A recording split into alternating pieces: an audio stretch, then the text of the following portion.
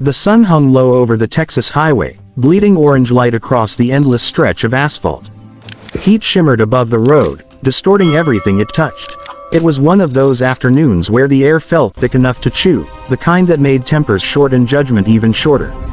Sheriff Cole Daniels leaned against the hood of his black SUV, waiting for the tow truck that was already 30 minutes late. The engine had sputtered its last breath just past mile marker 47, middle of nowhere, no signal, no shade. He had kicked a tire out of frustration, muttered a curse, and resigned himself to waiting. He was in plain clothes, faded jeans, a dark t-shirt, and a ball cap pulled low over his eyes. Nothing about him screamed, law enforcement. The SUV was new. No decals, no lights, no sign that it belonged to the county sheriff's department. It was an unmarked unit he'd picked up the day before, straight from the garage. He hadn't even had time to put the registration tag on the dash yet. When the sound of sirens split the silence, he exhaled in relief. Finally, help. A pair of patrol cars rolled up fast, dust swirling around them. Out stepped two young officers, barely out of the academy by the look of them. One was tall and broad-shouldered with mirrored sunglasses that didn't quite fit his face.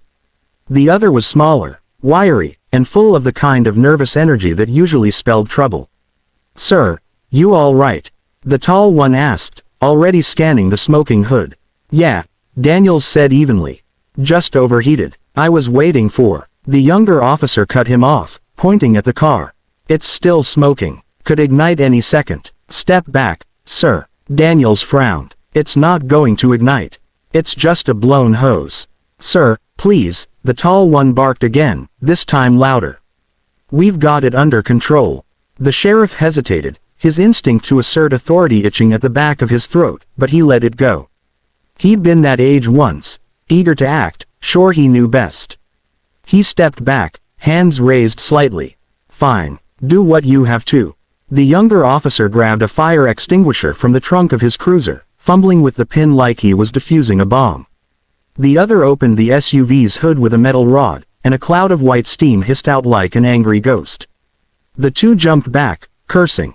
"See," Daniels said calmly. "Coolant line. Nothing more." But they weren't listening. The wiry one was already radioing something in, his words clipped and breathless. "Dispatch. Possible vehicle fire. Requesting additional unit and fire support." "Additional unit," Daniels muttered, almost laughing. "It's steam, son, not smoke." The tall one shot him a hard look. "Sir, we need you to stay clear. This could escalate." "Escalate?" Daniels asked, one eyebrow lifting. "What? Into common sense." The officers ignored the remark. One of them retrieved a gas canister, emergency accelerant, used for controlled burns in roadside incidents, and set it beside the vehicle. Daniels' patience snapped. "Hey, what do you think you're doing with that?" "Containment procedure," the tall one replied, voice stiff. "Better to eliminate the source before it spreads. If the fuel line ruptures..." "It's not going to rupture," Daniels said sharply. "And you sure as hell don't eliminate anything by setting it on fire." But his words went nowhere. The officers were already in motion. Foam sprays, shouted orders, the smell of chemical suppressant mixing with the hot metal. The scene turned chaotic fast, the kind of messy authority play Daniels had seen 100 times from rookies trying too hard. Then came the moment he couldn't quite believe even as it happened. The tall officer shouted, "This thing's done for, torch it before it blows." Daniels' breath caught. What did you just say? But before he could move, before he could shout again, a flare hit the hood. The explosion wasn't big, just a whoosh of flame that swallowed the front end in a heartbeat. Daniels stepped back, shielding his face from the heat. The two officers looked almost proud, watching the fire crawl over the SUV like it was some victory. He stood there in stunned silence, jaw tight, eyes locked on the vehicle. It was his car, his department's car, government property. He'd just signed for it yesterday. When the younger officer turned to him with a confident nod, "You're lucky we got here fast, sir. Could have been worse," the sheriff didn't answer. He just watched the flames rise higher, feeling the weight of irony settle like a stone in his gut. They had no idea who he was. And for now, he wasn't going to tell them. The smell of burned rubber still hung thick in the air when the younger officer finally walked over, wiping soot from his face with a rag that only made things worse. His tone was proud, almost smug, as if he had just saved a life rather than destroyed a perfectly good vehicle. "You're lucky we got here when we did, sir," he said, nodding at the charred wreck. "Another minute, and that gas tank could have gone up like the 4th of July. Sheriff Daniels didn't answer right away. He stood there, arms folded, the orange glow of the flames flickering in his sunglasses. His jaw was set tight enough to ache. The younger man mistook his silence for awe. "We've seen this before," the officer went on, gesturing toward the SUV like a crime scene investigator. "Sometimes these new engines overheat and ignite from the inside. Whole car becomes a hazard. We just prevented a chain reaction. Traffic, brush fire, you name it." Daniels finally turned his head, slow and deliberate, and studied the young cop's face. "That's so." His tone was quiet, too quiet. The officer grinned, clearly pleased with himself. "Yes, sir. Lucky break for you. I'd hate to see what happens if someone less trained was out here." The sheriff's lips twitched, not quite into a smile. He looked toward the tall one, his partner, who was bent over taking photos of the wreck on his phone, no doubt for a report that would be equal parts fiction and bravado. The fire crackled and spat behind them, a grim soundtrack to their misplaced confidence. "Mind if I take a look?" Daniels asked. "Sir, I wouldn't advise getting too close," the tall officer said, straightening up. "Could still be hot." "Oh, I'm sure it is," Daniels said, stepping closer anyway. He crouched, peering through the rising heat, the melted front grille, the twisted remnants of what used to be his dashboard.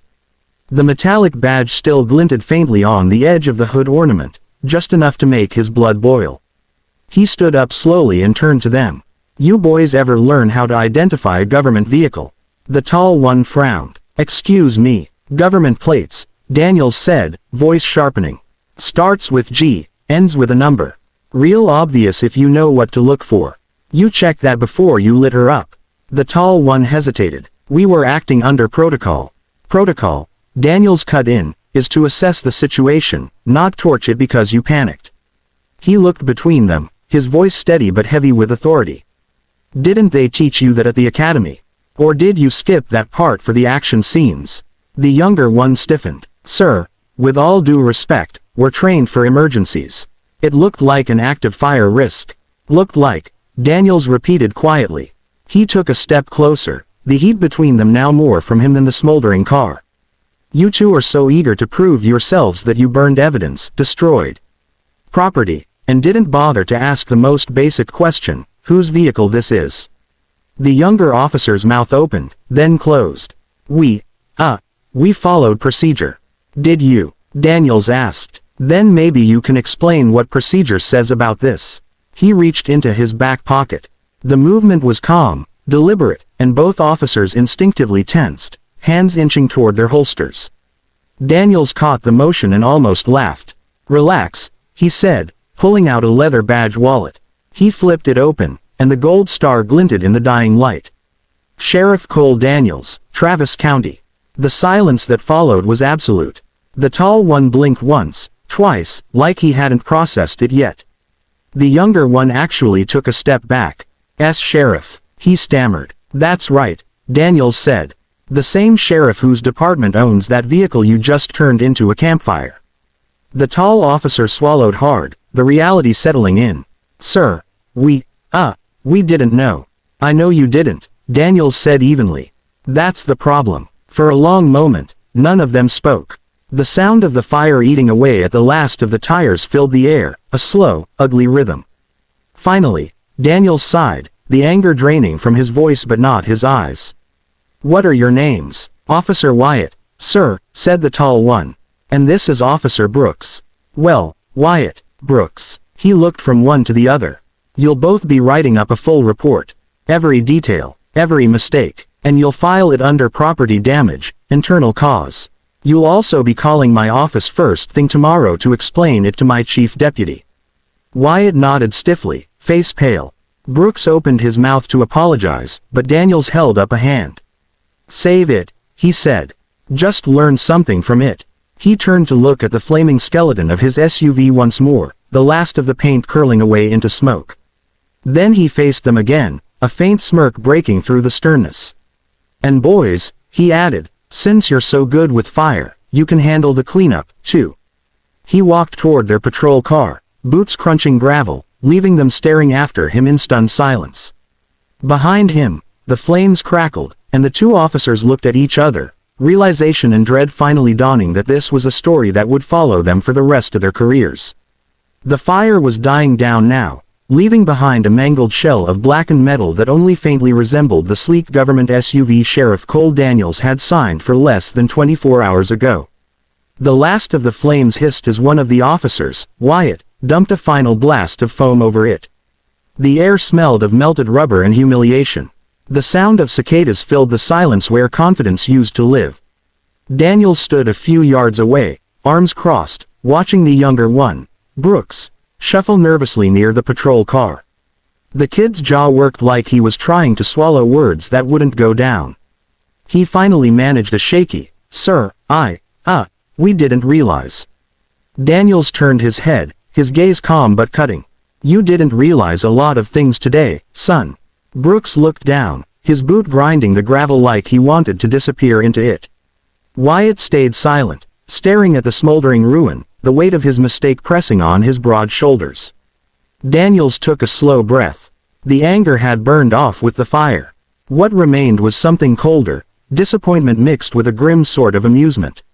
He'd seen this before, eager young cops, too focused on doing something instead of thinking first. It was how mistakes got made, and in law enforcement, mistakes had a price. He walked toward them, his boots crunching against the gravel. "Let me tell you boys something," he began, his voice even. "You can't unburn a car, just like you can't unsay a word or undo a bad call. The trick is learning before the next one gets someone hurt." Wyatt finally looked up. "Sir, we really thought it was going to explode." Daniels studied him for a moment, then nodded once. "And that's fair. Fear'll make you do stupid things. Problem is, it's supposed to fade when you've got a badge. You don't get to panic like civilians do." Brooks looked like he might pass out from guilt. Daniels almost pitied him. The kid couldn't have been more than 24, and this incident was going to haunt him for years. "I was in your shoes once," Daniels continued, his tone softening slightly. "First year on patrol, my partner and I rolled up on what looked like a domestic call. Turns out, it was just two old folks arguing over who forgot the grocery list. I drew my weapon on a 90-year-old man holding a banana. Thought it was a gun." Brooks blinked, not sure if he should laugh. "A banana, sir. Bright yellow," Daniels said with a faint grin. "Could have sworn it was a Glock in that kitchen light." Wyatt couldn't help it. He chuckled, just once. Daniels let it hang there for a second before his expression hardened again. "Difference is, my mistake didn't cost the department $45,000. The laughter died instantly. Daniels sighed, rubbing the back of his neck. "I'll handle the paperwork, but you'll be in it, front and center. My chief deputy's gonna want statements, and he's not as patient as I am." Both men nodded quickly. "Yes, sir," Wyatt said, his voice low. Satisfied, Daniels started walking toward their patrol car. The vehicle looked small under the bruised sky, its red and blue lights still spinning lazily against the smoke. Brooks hurried to open the back door, but Daniels waved him off. "Front seat's fine," he said. "I've had enough backseats in my career." As he climbed in, Wyatt hesitated by the driver's side, unsure whether to say anything. Finally, he cleared his throat. "Sir, about your SUV, is there anything we can do?" Daniels looked out the window at the blackened wreck. "Not unless you know how to rebuild a Chevy from ash." Wyatt grimaced. "No, sir, didn't think so." For a while, they drove in silence. The road stretched ahead, darkening as the sun sank low behind the hills. The mood inside the car was heavy but oddly calm. Brooks fidgeted with the radio dial until Daniels said, without looking up, "Don't." The kid froze, hand midair. After a few more miles, Daniels spoke again. "You two are lucky, you know that." Brooks glanced back. "Sir, lucky it was me," Daniels said. "Another sheriff, another county, you'd be cleaning out your lockers tonight." Or worse. Neither officer replied. Daniels turned his head slightly, a wry smirk tugging at his mouth. But since it was me, I figure I'll give you one chance to learn from this instead of running you into the ground. He leaned back in the seat, his voice quieter now. Next time, you led with your head, not your pride. The two nodded again, chastened. When they finally pulled into the county lot, the last traces of daylight were gone. The night air was cool, carrying the faint hum of crickets. Daniels stepped out, stretching his back. Before shutting the door, he glanced at them one last time. Oh, and boys. Yes, sir, they said in unison. He tilted his hat, the faintest grin returning. Since you seem so fond of fire, you'll both be supervising the burn pile at the impound yard all next week. Make sure you contain it properly this time. Brooks groaned softly. Wyatt looked like he wanted to vanish. Daniels shut the door and started walking toward the station, his boots echoing on the pavement. Behind him, the young officers sat in stunned silence, the weight of the lesson settling deep. The sheriff didn't look back. He didn't need to. The night swallowed the road, and the faint smell of smoke still clung to his clothes like a reminder. Sometimes the best way to teach a man not to play with fire is to let him feel the heat.